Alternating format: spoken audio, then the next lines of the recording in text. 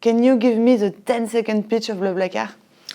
BlaBlaCar connects drivers with empty seats to passengers going the same way on long-distance rides, which are in average 300 kilometers. Today we are in 22 countries. We've got a community of more than 25 million people, and it's a company of 430 employees in 14 offices worldwide, from Russia to Brazil, and India, Mexico, most European cities, Turkey, and growing. Okay. Can you talk a little bit about the beginning of building a marketplace? Well, at first you need to make sure people realize that it is the place to be. When they arrive on the service, they need to see that there is some action here. It's not an empty marketplace, because there's nothing worse than an empty marketplace. It makes you like flee from it. So you have to show some data that proves that there is some traffic. So either it's the number of people who've come to the service like yesterday or for the past year, but at least some number that looks like there is some activity. You can publish for us like the number of rides published, or the number of people who requested a ride. Well, you have to show some activity. The second thing I would say is make a search engine which is large, and don't try to make like extreme filters. The perfect match doesn't exist. And at the beginning, like if you match people who are doing about the same ride for us, you're happy. Don't try to match people who go exactly from a very precise street in Paris to a very precise street in Lyon. I mean, it doesn't work. At the beginning, if you find someone who is like 100 kilometers away and 100 kilometers away at arrival as well, it's already not that bad. At least people see some results. So don't put too much filter. And then finally, in order to get some more traffic, you have to know your peers. I would say like all the other services, websites, apps which have traffic on something which is somehow relevant to your activity. It can be people. For us, it was people in the the good deals on hotels, or on how to travel far, or like home exchange services, or things like that, which were related to our activity, so that they could bring 10 by 10 some people to our service with lots of small rivers, which make the big river of traffic that you Do you remember the KPIs you were following at that time? I was following the number of requests per day, the number of course, the number of profiles created, number of people who were registered, the number of ads, also postings that were published on the service. This kind of metric, and then the number of visitors, and the ratio between the number of visitors and the number of requests or postings. If it's if the ratio of the number of postings to the number of visitors is low, then you should try to increase it at maximum, because anyone who comes on the service should find somehow a way to either publish a posting or search for another ad, so that you never disappoint the people. Yeah, well, disappointed user is a lost user. Totally. And it's been long before having the volume to be able to make money, your own money, to survive. How did you pay these years? We had 6 business models. So the business model we're on right now is the 6th one. The first business model was really selling B2B platforms. Even though it was not the business model I wanted to do initially, we had so many companies and people from several organizations calling us and saying, hey, I want the same service, but for my community, my employees, my people in my region and everything. So the first phone calls you get like this, you're like, okay, we don't do that. Sorry, we are an open marketplace, C2C, in between people. And then when you have no business model, no money, you don't pay yourself, you eat pastas. After the 10th phone call, you're like, okay, how much? And then you began a new business model. So we began to sell platforms for communities and companies, so that they would match employees, for example, who live at the same place and go to work every day together. Yeah. Which is different from what we do today, because today we do long distance ride sharing, so we match people who do the same ride, but just maybe a few times a year. The types of platforms we had developed for the companies were platforms for home to work ride sharing, so like carpooling, commuting. It was a bit different, but at least it was a business model. So we began with a B2B business model, selling SaaS platforms, and then we did also some premium model, so for the members on the open service to have some more options they could pay for, like receive text alerts, something like that. We did a phone bridge business model where in order to call the counterpart, you needed to call a pay-toll number because the other party didn't want to show their mobile phone number, so we had to hide it but put it behind a bridge. And so that was a small business model as well. We had some advertising, but it was really not efficient and really not pretty on the service, so we removed it. We had also platforms we made for concerts, festivals, and we were selling this possibility for the concerts and festivals to communicate to our community that they were making like a big festival somewhere. So we had many business models before we arrived to the business model we have today, which is a transactional business model where for every seat that gets transacted between passengers and drivers, we take a small commission, and that feeds the entire course. But you knew from the beginning this was the business model you wanted to go for, but you say to the entrepreneurs, be opportunistic. Oh yeah, in terms of trying and pivoting on business models, any way you can find to finance yourself in a sustainable way, because a business model is a sustainable way, is good. Because even though we started with B2B and B2B was more than 95% of our revenues at some point, we were able to raise money based on the next business model we wanted to develop, which was a C2C business model we have today. So, but it made us stronger. We were already a team of almost 10 people when we were able to raise $1 million, and we were sustainable because we didn't lose money because we had this B2B activity. So it's very important. Yeah. How long did it take for you to raise your first $1 million? 6 years. 6 years. For 6 years, you've been on your own. We made, so I began in 2004, then really full-time 2007-8. Then we raised 600K in 2009, 1 million in 2010, and then 7 million in 2012, and then more after that. Okay. Can you talk a little bit, Frédéric, about the most important thing for me when I look at BlaBlaCar is the way you talk to your customers, to your users, the personages that you've built, like Trustman, the values that you promote. It's not bullshit. It's something you do believe in. And can you explain the rise of this storytelling and the importance of it at BlaBlaCar?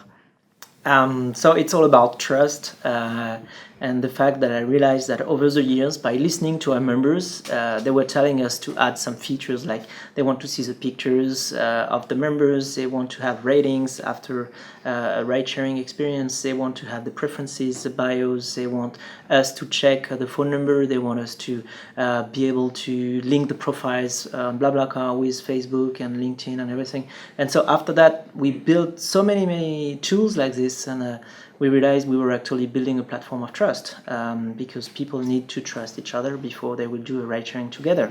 And so then we analyzed what was really making this trust real, and that's when we came up with the model Dreams, which is the 6 pillars of trust. So I decomposed like every single information that people were asking for into some categories. So Dreams is an acronym for declared, rated, engaged, active, moderated, and social. Those are the 6 pillars of trust that you build when you want to achieve trust in communities of tens of millions. Because if you want to share a ride with someone, you want to know at least their first name, have a picture, their preferences. That's a declared information. You want to know how did go the latest ride sharing with the last 10 people. Those are the ratings that were left by the other people. Then you want to engage because you will be traveling tomorrow. You want to be sure that this will happen. So how do you formalize the engagement? Just a phone call sometimes is not enough because people can call each other but not come to the appointment. So that's when we made the online booking system, allowing passengers to show their commitment to the driver, and the driver answering, so yes, I understood that you've paid, and tomorrow at 6:30 we will go together to rent, and that's engagement.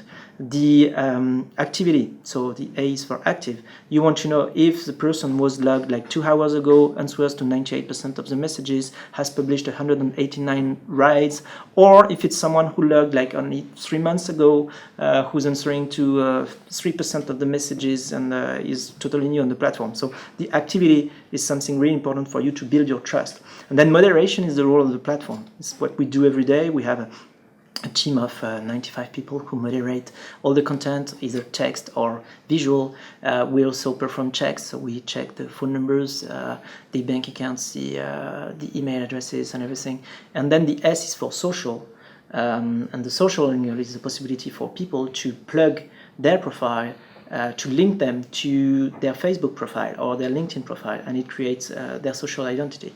So all this is summarized by the Dreams model, which is what we build upon to make trust a reality in the community that we're building. And then internally, of course, we have values about trust, which were crowdsourced. I can talk for hours about how we crowdsourced our values internally, but it's a very interesting process to build motivation in the team and to keep the culture very, very efficient, keep the culture. So we have a value which says in trust we trust, which I love. It's like a play on word, but it really says that trust is front and central in everything we build. And then also when I came up with the idea of doing this Trust Man superhero, it was really because I needed to get it out. This concept of we are building trust on the networks is super universal, and I wanted to get it out, and the TED was a good occasion to really get the superhero out in the field. That's super interesting because basically you build a canvas of trust. All your people at BlaBlaCar, they know about it. Can you explain basically the week of your week? When do you find the moment to give this culture, to share this culture? Do you brainstorm with other people? Do you have a BlaBlaCar moment every Monday where people stand up? How does it work? How do you manage this culture on a day-to-day basis? So obviously this kind of ideas don't happen like every week. It's major milestones, I would say, just like so Trustman and the Dreams model was 2012, 2013, and then the year after we began thinking about the values, or in 2013, 2014 we created all the values for everybody. So it was crowdsourced. We gathered everybody in a room. So for example, how we crowdsourced the values. It was made on purpose to bring those values out of the team. We were 60 at the time. So we went into a theater. We create occasions for that. Like once a year, we go 3 days offsite. So this year we were going to the mountains in the Alps for 3 days to ski and then have some non-professional time together. So we create this occasion. We were 60. We gathered in a theater room in the ski resort.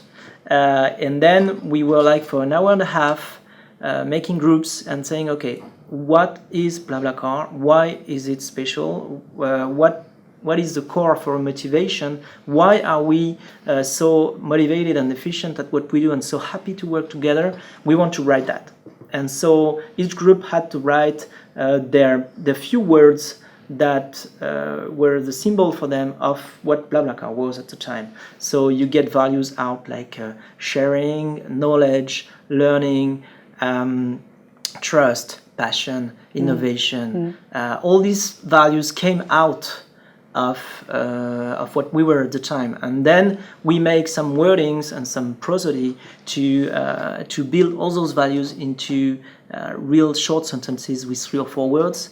And so that was the birth of our values, which were representative of our exact spirit at the time. So they were crowdsourced. They were not like, it's not top down. It's really something that we created together. And then how do you make them live? So we printed them on many stickers. We even put them on the wall. So maybe you'll be going around the office and you'll be filming them, but they are everywhere, basically. You find them in stickers on the mobile phones of people or on their computers, but you find them on the walls, you find them in postcards, and then we talk about it. And so part of this was also because we were growing and we needed to recruit the right people. We needed to get some more candidates who wanted to apply and work for a company like BlaBlaCar. And so we thought, okay, we will take our culture, formalize it in a way that we can communicate on. And so we take the internal culture, we put it out, and we talk about it in conferences and everything. And so hopefully the people who like this culture will apply, they will come, and this will bring new candidates in our application process, which was super crucial because for a time in the interviews we had to explain why BlaBlaCar was so great. So you spend like in an hour interview, you spend half of the interview trying to motivate the candidate. This is tiring. You're explaining that your project is wonderful, and you're like, how come I have someone who is applying in the company and does not feel that what we're doing is exceptional? I don't want to be repeating myself every day, half of the time in all the interviews. I want people who arrive in the interviews and who are already motivated by BlaBlaCar, by what we're building, by our values, and who want to give their motivation and energy to this project. And so that was our way to externalize culture and make sure that the people would have heard about our culture, and when they come now and they apply, they know that, and we know that we're attracting the people who are really motivated by what we're building. How many people apply to BlaBlaCar today? Between 4,000 and 6,000 people apply every month. Okay, and how do you treat every applies? We have so again, then you have to build a process, because when you have thousands of people applying, which is super good because it allows you to be very demanding towards the candidates, because you're like, okay, you love the company, we love the company too, and so what will you bring to the team, to the project, what are your ambitions, why are you joining? So you can be very demanding to the candidates. It's super good. But then you build a process with what is called an ATS first, and then a team around it. An ATS is an applicant tracking system, just to make sure that you will answer to all the candidates, because when you have thousands of candidates applying every month, not answering candidates is actually hurting your reputation as an employer, but also as a provider of a service. So you really have to be sure that you answer to all the candidates who apply. This is a process, and then if you don't have a tool, and if you're just doing it by email, it's impossible. It's impossible to make sure that all the candidates who applied were really treated appropriately. But if you have a tool and you make sure that each time someone applies, then they are in a process to make sure that we give them an answer, whether yes or no, but at least we give them an answer and we explain what happened. Then you get a fair process, you get a good process. So you have to have an applicant tracking system, that's for sure. At some point, I think we placed our applicant tracking system in place maybe when we were 100 or something like that. Okay. So a few years ago. Okay, so you raised 200 million, and 5 years ago you raised 1 million. Going from this point to this point, it's all about scaling. Who are your role model? Who teach you? Where do you find your inspiration?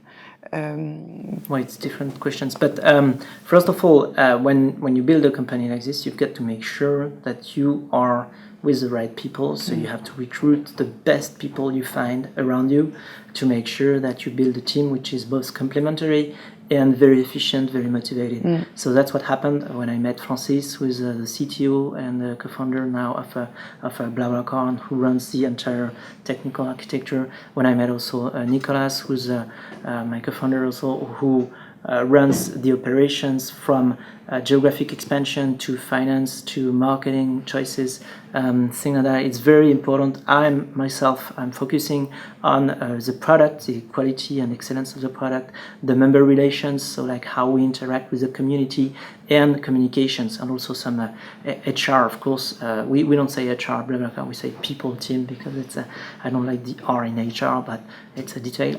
So like all the people taking care of the team itself. So it's very important actually to have a scope for each person in the team and make sure that it's a scope that allows people to be really responsible and to be owning actually the mission that they have to perform. And so we are very complementary for this, Francis, Nicolas, and I. So it's a great case. So thanks to the team, you feel like you're on the right path when you grow that fast. And then when you go fast, you have to consult and discuss with many people, many experts you recruit along the way, and then you make your own judgment based on all the benchmarking. I'm benchmarking all the time. So I'm benchmarking in other companies, with other entrepreneurs, with investors, with journalists, with everyone I meet. Each time I meet someone, I'm like, okay, this person is going to teach me something. I'm sure that, anytime we meet someone, there is something to learn. So this is the way I've been progressing so far. Frédéric, if you had some advice to give to the young entrepreneurs, what would you tell them? So based on what I've lived through and what we have learned over the years, I would say some of the advice that we could give are gathered in our values. We have 10 values. I'll just pick a few of them. So I would think the first one is this one. It's the member is the boss. The member is the boss. For us, the member is the customer and the client, but we call them members because it's a community. Never forget that they are the boss. And they decide how they will use your product. And even if you want them to do something, they may decide to use your product somewhere, somehow differently. It's just like a child, when you offer a gift to a child, sometimes he plays with the box. It means what he really wanted was the box. Then you have to switch and say, okay, so I have to, I thought my gift was this, but actually it's a box. It's a box. So you have to adapt. The second thing is fail, learn, succeed. Never forget that failure is part of success. The only thing which is not good is fail. That if you're doing that, you have to ask yourself why. But normally when you fail, you learn. And when you learn, you're better next time and you can succeed. But the worst thing is not to try, so not to fail. So doing nothing. But if you do something and it fails, it's part of the process of learning. Nobody ever could ride a bicycle without falling. When you try for the first time, you fall. And that's the way you learn. Share more and more. We are innovating all the time. And if we don't share what we are learning, we're not learning together and we are not learning fast. We need to learn fast, and the only way to learn fast is to communicate and share what we learn. And we will get, it's a two-way communication, we will get the feedbacks from everyone and we will learn together. And the last one, and I don't know if it's the most important one because they are all very, very important, but the last one I would say is use your own product, be your most demanding customer, because it will help you to be in the shoes of your real customers and to assess your product, being very tough with it, saying, okay, it doesn't work. If you believe it works and you never use your product, you will continue to believe it works and you will not understand why the customers are not doing what you want them to do. If you use your product, you will understand that this is not optimal, this button is not at the right place, you would like to do this action at this moment, but it's not available, and you will understand, and then you can call the members. I've got like probably 2,000 mobile phone numbers of members in my cell phone, and I call the members and ask them what should we modify on the service. And then they call me when they see an issue, and it really helped. In the early days there was so many things to fix that it really helped me grow the service.